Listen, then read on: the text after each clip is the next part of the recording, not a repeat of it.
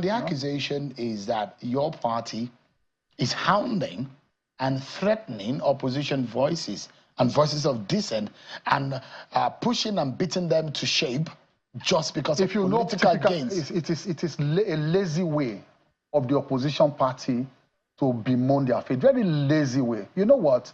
If they're even hounding you, if you understand the psychology of Nigerian people, that is when you win the hearts of Nigerian people the more. If anybody is hounding you, the Nigerian people naturally side with the weaker side of any battle, and they will pour out and vote for you. I'll give you an example. If people who understand the history of politics in this country, remember the case of Ondo State that time, Mimiko. Mimiko was in PDP, and Obasanjo deliberately in front of camera said he was not going to give him the ticket. People felt, you know, they were just hounding Mimiko at that point. I'm giving you one of several examples. And guess what happened? Mimiko crossed to Zenith Labour Party or someone, away from PDP, a very unknown party.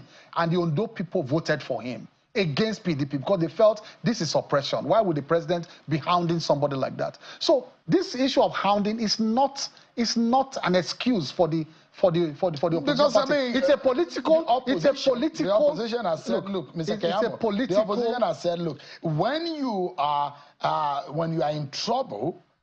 As opposition, if you run to the APC, you get cover. No. It is even a political weapon for you to win power. For you to cry out that, look, you are being oppressed. For you to cry out that the ruling party wants to crush you. You will win sympathy of your people. You will hold on to power. Let me ask you. So it is not that at all. And I'm very certain that you have heard that there are those who think that the reason for this defection is because the former governor, Senator Fanyokua, has some issue with the EFCC. Look, listen, almost all public officers, they have one issue or the other. And I have been a prosecutor for EFCC for more than a decade, you know, before I was appointed minister. So all of this perception that once you just announce something by EFCC, the person is guilty, is completely hogwash. It's wrong. That once EFCC announces we are interrogating this person, and all of a sudden you think that person is guilty. In EFCC, I mean, in politically exposed cases, and cases involving politically exposed persons, we lost most, all the prosecutors, we lost most of them. Because sometimes the hype is more than the evidence in court. The hype in the press. I mean, check the history of them. I'm being honest now to both sides, both accused and the prosecutors. Many of them are more hype than the actual evidence we produce in court, because some of the cases we lost them, despite all the hype in the press. So I'm speaking from a position of deep knowledge, because I have been a prosecutor for the EFCC for more than 15 years. Other prosecutors will tell you the same thing. When we were surprised, when we all compared notes and we were surprised, why did we lose this case? Why did we lose that case? Well, we won some. Not all lawyers can win. Every lawyer must not win all his cases. We have lost many, we have won many, and many are still in court. That is, you know, our record. But we lost many that were more, you know, in the eyes of the people, the people were more guilty than the actual evidence we produce in court. From what has been going on, and there are fears about those who monitor democratic and political scenario playing on in the country, and who believe that, well, whatever is going on is that Nigeria is drifting towards a one-party state. And you are being a pro-democracy campaigner. Do you fear that this is exactly what is playing out? Who should work hard for it not to be a one-party state? You tell us. No, I'm asking a rhetorical question. No, I don't answer the question. It is the opposition. So it's again back to lazy opposition.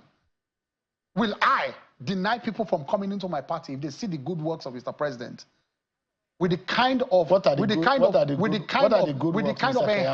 enhanced revenue that's accruing to the states now for purpose of development. Nobody has disputed. The governors have not disputed that. So I will tell the opposition parties, get down to work. Don't blame the ruling party for people joining and say, yeah, you want to do one-party state. Are we the ones to blame? They are the ones to blame. Even when it is said that your party is destroying the opposition by subtle and covert and overt actions and political activities. Did you remember at that time, under PDP, when EFCC, without charge in court, without conviction, they just came up one morning and brought out list of opposition politicians and all that. They said they had EFCC case, so they could not contest for elections, just to wipe them out. I mean, what can be more horrendous than that? What can be more brutal than that? Politically brutal than that? How? What can be? And what can be more brutal than a PDP government withholding allocation to a state like Lagos State for the purpose of crippling that state. What can be more brutal than that?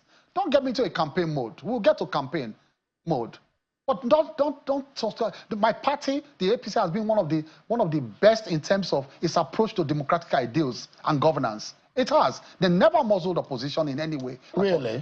How did we muzzle opposition? I'm telling you about the sins of PDP. Unfortunately, like I said, the younger ones now who are under 30, under 20, they don't know these things happened with PDP. They are saying that PDP is one kind of good opposition party. It is all these are the things that destroyed PDP in the hands of people, minds of people. Why is APCC standing? Because of democratic ideals. I'm talking of facts.